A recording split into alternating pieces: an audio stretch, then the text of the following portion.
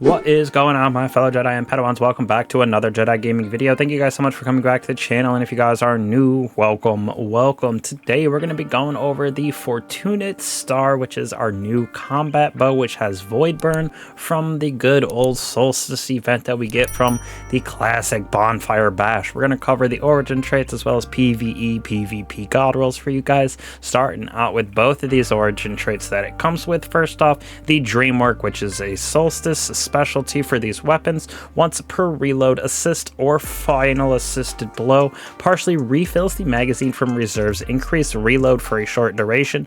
Bows receive a faster draw time, so this thing does feel pretty crispy on side of this bow. Additionally, Veist Stinger right here, one of my favorite perks for origins. Damaging an enemy with this weapon has a chance to reload the magazine and increase movement speed while ADSing. Bows receive a faster draw time speed, as well as swords receive that faster charge rate. So for me, I think I use this way more often than our other origin trait, at least for this bow, but they both feel very good. Alright, so starting us out PvE god roll wise, I believe I'm gonna go with our draw time for our masterwork as well as counterbalance stock. For our mod, just makes this feel super nice inside of that PvE realm. Now for our string, I'm gonna go with polymer string right here, gives us 5 to accuracy as well as a minus 36 to draw time, so this thing does make it very quick, as well as since it's already a light frame bow, it has a quicker draw time anyways, so this feels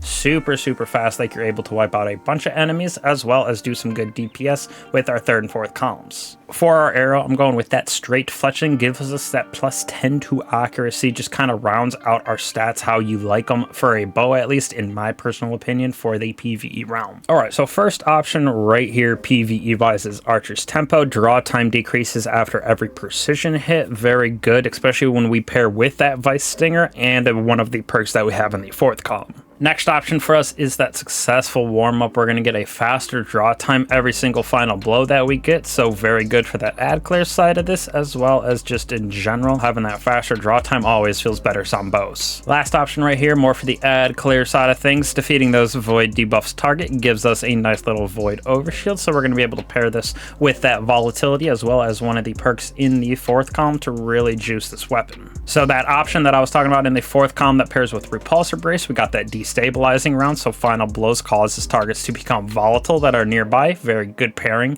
for the ad clear, as well as giving yourself just a little bit more overshield for that endgame activity. Now last option for PvE realm, for the DPS side of things, instead of the ad clear, we got the precision instrument. Dealing sustained damage increases precision damage, so this with that Archer's Tempo is the god roll in my opinion. For the DPS, we got that repulsor destabilizing for the ad clear side of things, so pretty fun bow in my personal opinion. We just got this bad boy this year with inside of Solstice, so get to grind on that out, get yourself the PvE god roll right here. Would give it probably a 4.2 out of 5 for this, so definitely very good. Now when we move on to the PvP side of things, still gonna go with that draw time for our masterwork, this time quick access sling for our mod, just to have it with that hot swap on and off. Now for our bow string, I'm going with agile string on this. Gives the stability as well as handling, so we can switch on and off of this bow very quickly, especially since with how we have it built out in PvP right here, it's gonna have a 90 on that handling, so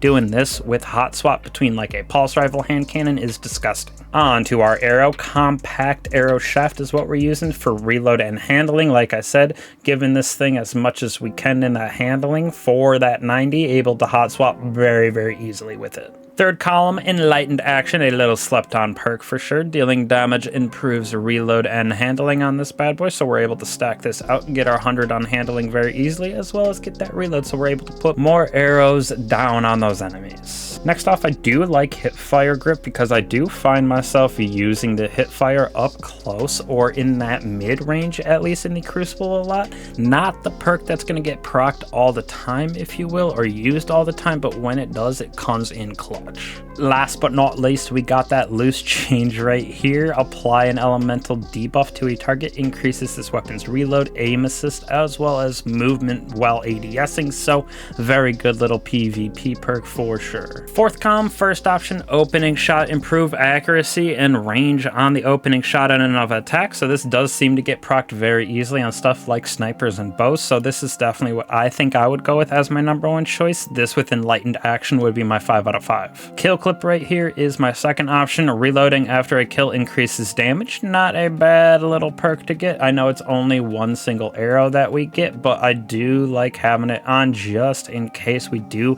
have a bunch of enemies running at us. We can just get this to proc consistently. Last but certainly not least, I think Archer's Gambit might be kind of a goated combination with that hipfire grip. So hipfire precision hits grant a massive draw speed bonus. So if we are just absolutely dookie on those people with those hipfire headshots, getting both of those to proc, it's going to be very, very juicy. But again, I'm not much of a bow user inside of the Crucible, so I think overall I'm going to give this thing about a 4 out of 5. It is pretty middle of the line inside of the bow realm in my opinion. Definitely got some better ones, definitely got some worse ones for the Crucible as well. So let me know what you guys think about this bow. We got a nice little compass rose coming out, as well as our nice GM weapon this week for those god rolls, so be on the lookout for those. I appreciate all you guys again. I'll catch you in the next one. Peace.